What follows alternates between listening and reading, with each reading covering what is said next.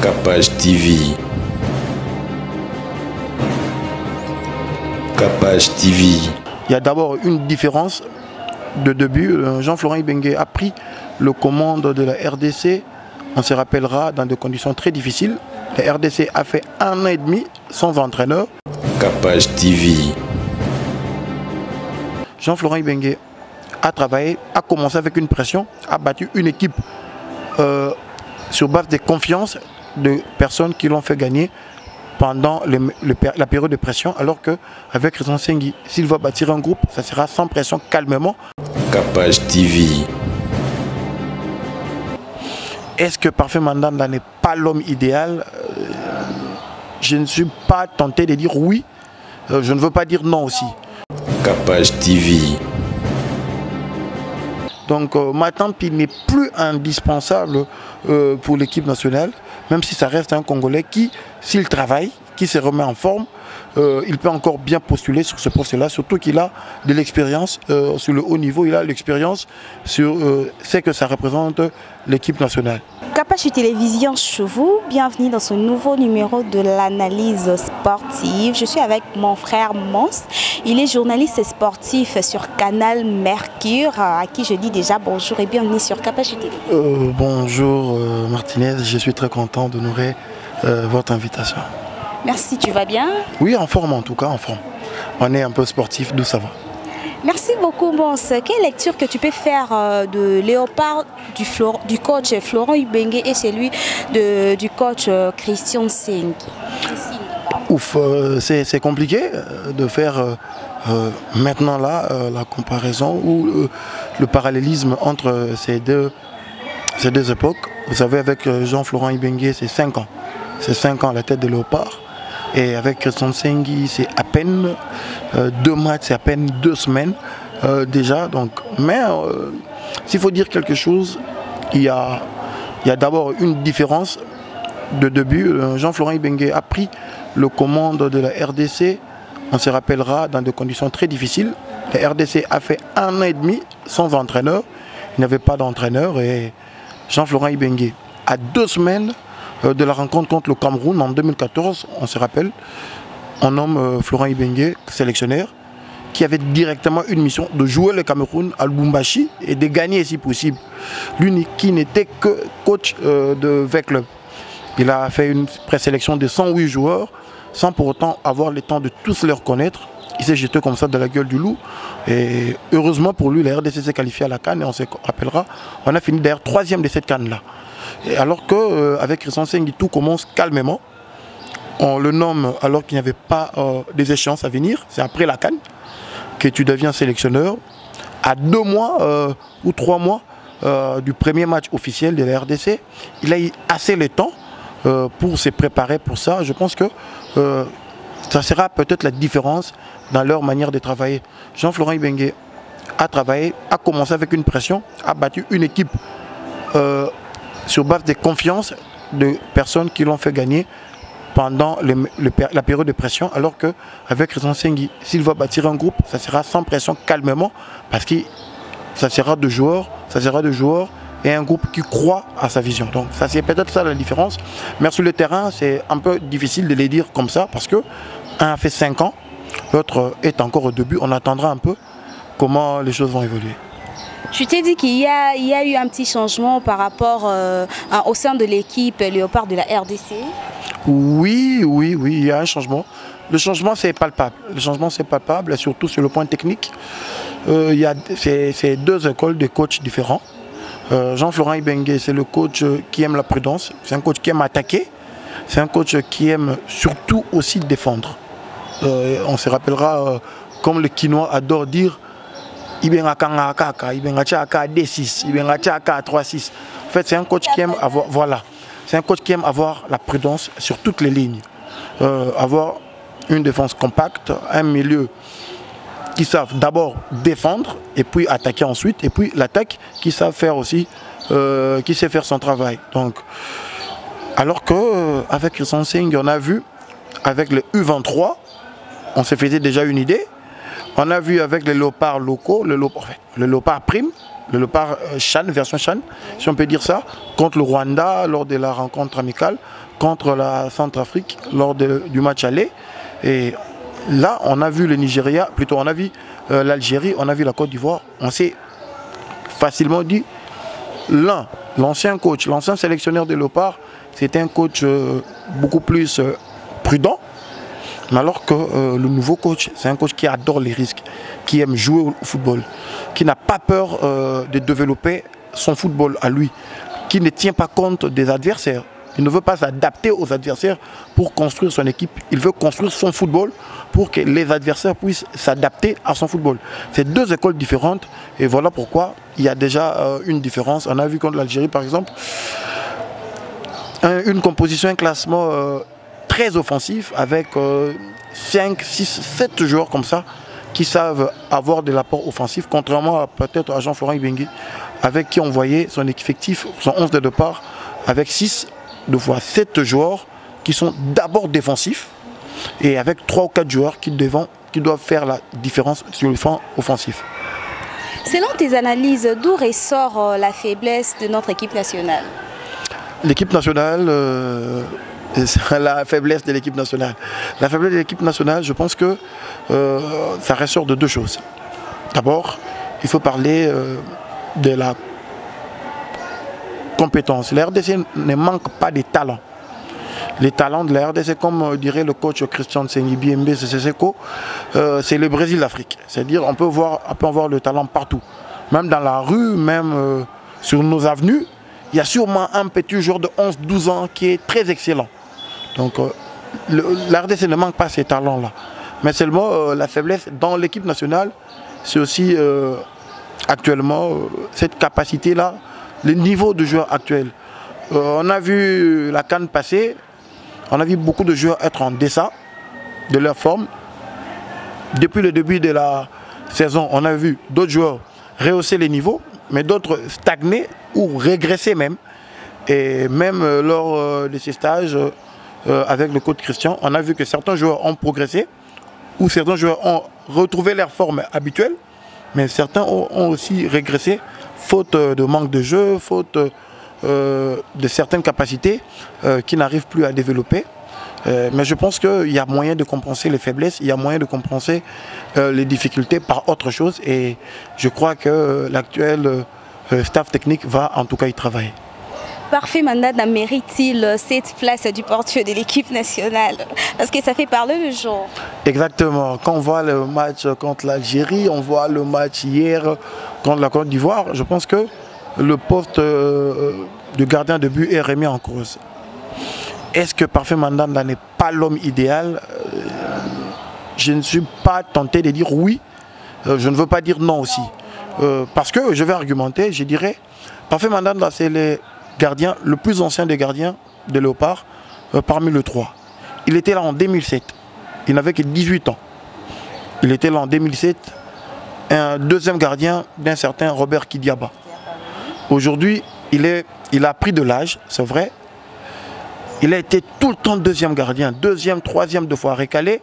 Il est allé à la CAN comme 3e gardien. Et là, c'est une nouvelle génération, un nouveau coach qui te dit désormais, c'est avec toi que je compte. Tu deviens mon premier gardien.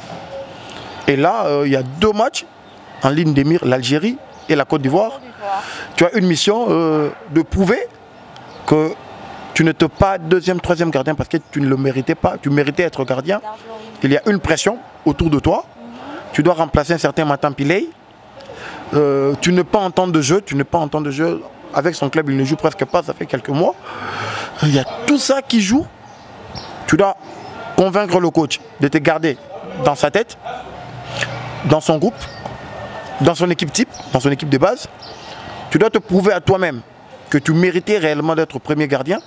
Tu dois prouver à tout le monde que le Parfait Mandanda que le Congo a vu lors de la rencontre RDC-Égypte ici au stade de Marseille, qui avait fait un très grand match et puis qui était resté sur le banc pendant presque 12 ans, c'est le même Parfait Mandanda qui peut devenir titulaire.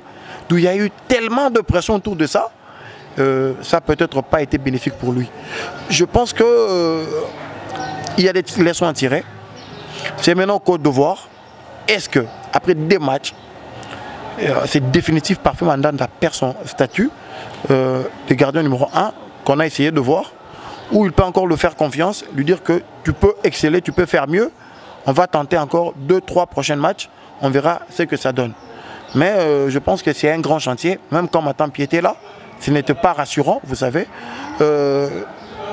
Derrière une grande équipe, il y a d'abord un grand gardien. S'il faut marquer beaucoup de buts devant, il faut avoir un gardien très solide derrière qui va aussi sauver des buts. Et la RDC a montré pas mal de lacunes depuis le départ de Robert Kidiaba. Je pense que c'est un grand chantier qui est resté ouvert comme ça, qui est resté ouvert depuis 2017, depuis le départ de Kidiaba, ça fait 2 ans. Et petit à petit, je pense que on aura un gardien, on aura un portier qui va tenir. Il y en a plein, il y a Jackson Lunanga, même s'il est deuxième gardien côté V-Club, mais il est gardien titulaire de l'OPAR U23, gardien numéro 1 de l'OPAR A'. Je pense qu'il aura quelque chose aussi à redonner une fois, il aura sa chance. Lorsque le coach Christian a rendu public la liste de ce joueur, qu'est-ce que tu t'es dit? Comment est-ce que tu as jugé son choix? Voilà, donc qu'est-ce que je me suis dit? Je n'étais pas surpris. Je me rappelle d'avoir même émis un avis, apporté mon analyse sur une radio de la place. Je n'étais pas surpris parce que après la CAN, tout n'était pas à jeter. Tout n'était pas à jeter. Il faut reconstruire l'équipe. Et le coach Christian Seng a voulu repartir, pas avec le groupe en son entièreté, mais avoir 18 ou 17 joueurs de ceux qui ont joué la CAN avec lui pour essayer de repartir de là. Trier d'abord dans ce groupe-là, qui doivent continuer avec lui l'aventure, qui doivent laisser, abandonner, qui doivent quitter en tout cas le navire, si on peut le dire comme ça. Voilà pourquoi on a vu le groupe. Je me rappelle quelqu'un me dire, on n'a pas senti la différence entre sa liste et la liste de Florent Ibenge, à part l'absence de quelques 3, 4, 5 joueurs. Je dis oui, vous n'allez pas le sentir normalement, mais moi je le sens parce que il veut reconstruire son groupe. Et pour ne pas tout reconstruire à zéro, il prend le base. Les bases, c'est déjà le groupe qui est là. Il y a aussi du talent. Il va essayer de bâtir sur base de ça. Les joueurs qui ne vont pas satisfaire sa vision, ne vont pas satisfaire sa philosophie, ils vont quitter. D'autres joueurs vont s'ajouter. Et petit à petit, dans 6 mois peut-être, dans 6 mois, dans 1 an, je pense que Christian Sengbem aura son groupe à lui, avec ce joueur à lui. Ça sera peut-être l'ancien groupe remanié ou quasiment le tout nouveau groupe avec quelques têtes qui étaient là depuis très longtemps. Je pense en tout cas. Merci beaucoup Mons. Quelle différence que tu peux faire entre Bolassi de la dernière prestation lors du match contre le Madagascar et Bolassi d'aujourd'hui? C'est un Bolassi Yannick qui a retrouvé confiance. Yannick Bolassi a... Il y a des contextes, hein, j'en profite d'ailleurs, on doit lever certains contextes.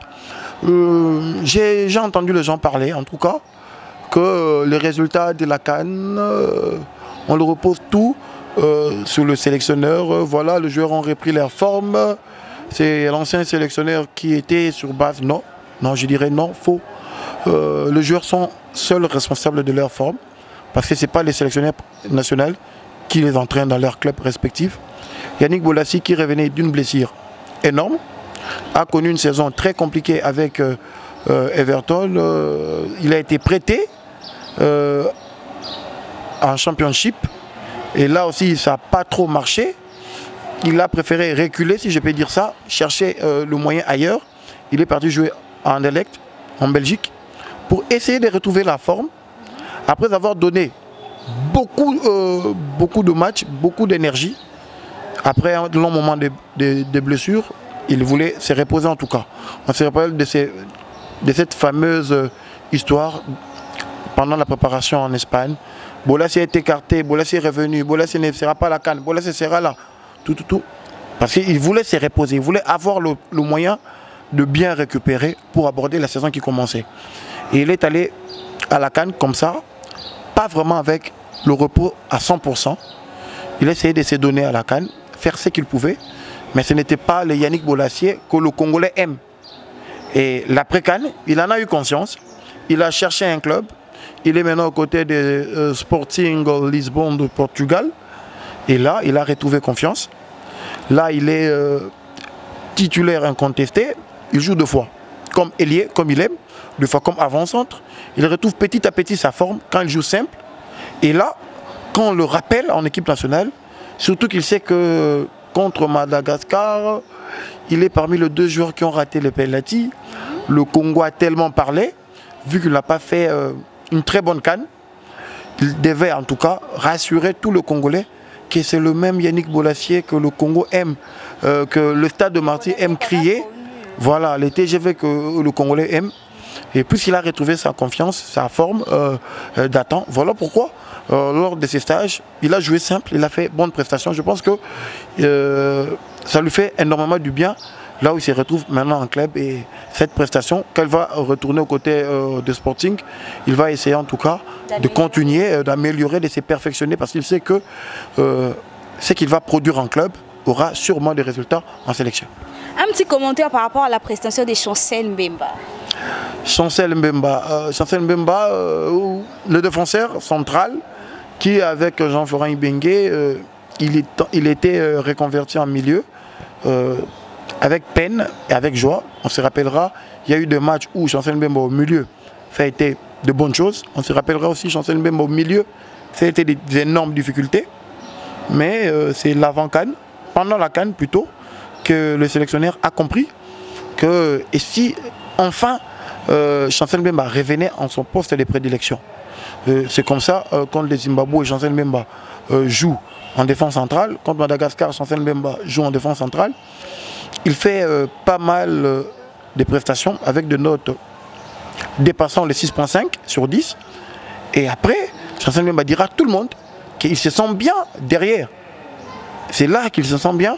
Le coach tentait de le convertir au milieu, mais lui se sent bien derrière. Et là, le nouveau sélectionneur l'a saisi, l'a compris. Il s'est dit, mais il faut le mettre là où il aime bien jouer. C'est en défense centrale. Contre l'Algérie, c'était bien. Ça a eu un peu de difficulté contre la Côte d'Ivoire. On a senti un peu de difficulté, un peu de l'incompréhension. On ne savait pas qui organisait, qui dirigeait la défense, alors que Chancel Mbemba devrait en tout cas diriger sa défense. Il ne l'a pas fait. C'était des difficultés, mais je pense que ce sont les difficultés à améliorer. C'est lui le patron. Il fut capitaine de l'équipe nationale, vice-capitaine lors du retour de de Youssouf Moulombou. C'est un cadre de l'équipe nationale. Je pense que s'il doit être défenseur, en fait, partout il doit jouer, il doit être ce cadre-là qui doit parler aux autres, qui doit organiser sa ligne défensive. Ça fera énormément du bien aux Congolais. Puis, actuellement, je dirais non. Actuellement, je dirais non. Matampi ne joue plus. Aujourd'hui, l'après-CAN, c'est quasiment 4 mois, 5. Matampi n'a plus de club. Matampi s'entraîne avec quelques académies de formation ici à Kinshasa. Il n'est plus en compétition. Pareil que plusieurs gardiens d'ailleurs. Anthony Mossi qui est en sélection aussi.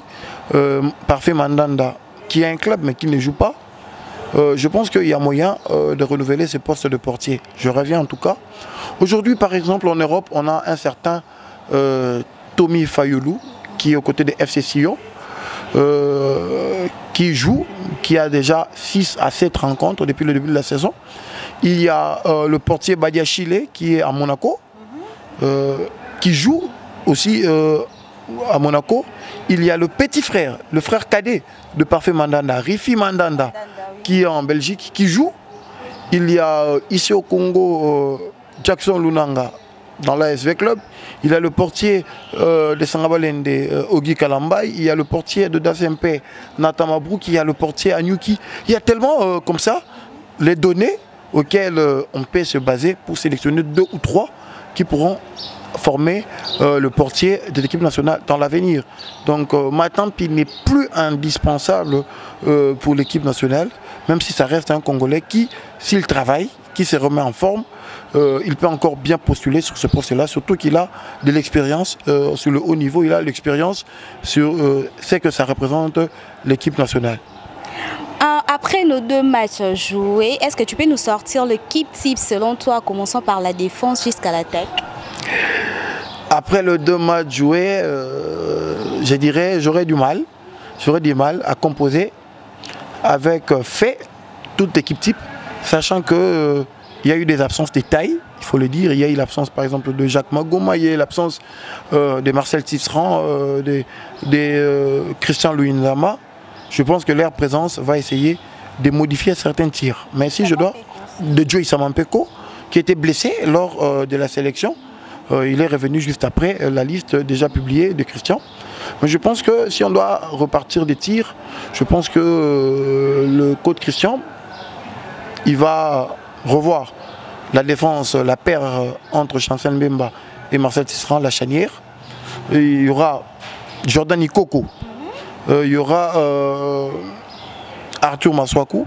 Quand on te donne le brassard, c'est-à-dire on compte sur toi comme titulaire, il y aura encore Arthur Maswaku. Au milieu, ça reste à ces chantiers-là. On verra, le coach aime l'animation offensive, mais je pense qu'il y aura un peu du Moutou Sami qui nous a fait énormément du bien en 2 rencontres. Il y aura Janely Mboula qui, s'il n'était pas blessé, il allait aussi essayer de tenter de faire quelque chose. Il y aura ça, il y aura Paul-José Mpoukou, et puis il y aura les habitués. Hein. Paul-José Mpoukou, il y aura Niskans Kebano au milieu.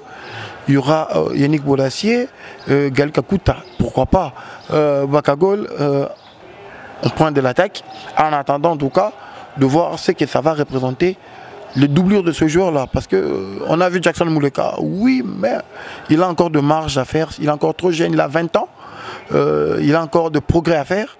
En attendant l'équipe nationale, s'il doit être là, on doit rajouter en tout cas un autre avant-centre qui aura le niveau de suppléer à chaque fois Bakambu ne sera pas à mesure, ou à chaque fois Bakambu aura besoin du soutien. Est-ce qu'avec Mbokani c'est encore le temps, lui qui ne montre plus d'intérêt pour l'équipe nationale? Je pense que ce groupe-là de 11 ou de 12 joueurs que j'ai cités, ça peut bien partir pour faire une équipe nationale. Merci beaucoup, nous sommes arrivés à la fin. Un mot à tout le peuple congolais. De croire en l'équipe nationale, L'équipe nationale ne représente pas l'homme, ne représente pas l'individu. Il faut enlever certaines polémiques où on a vu les gens rassembler, je peux dire, résumer l'équipe nationale autour du sélectionneur ou autour d'un joueur. Quand un joueur n'est pas là, l'équipe nationale n'existe pas pour certains noms. L'équipe nationale n'a pas besoin d'un joueur ou d'un nom. L'équipe nationale, c'est l'ensemble de Congolais.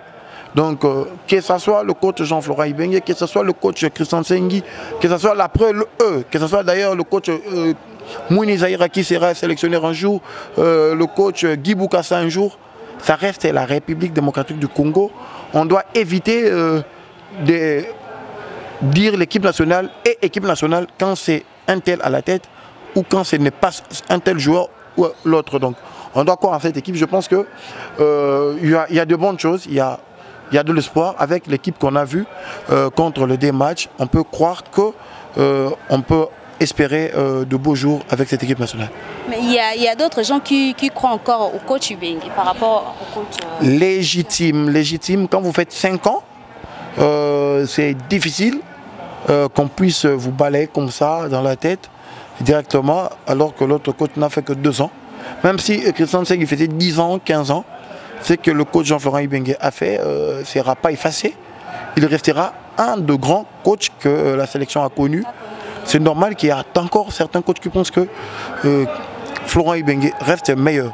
En attendant que Christian Sengi puisse aussi montrer qu'il est aussi meilleur que le Congo, le sang congolais est capable de produire le meilleur sélectionneur pour la RDC.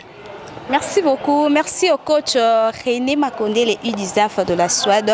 Merci à Cynthia Kapache, PDG. Merci à Pierrot pour la prise de vue. Et puis merci à Joe Mystic Mouteba. On se retrouve prochainement. Restez branchés, connectés sur les antennes de Kapache Télévision. D'ici là, portez-vous bien. Bye bye. Kapache TV.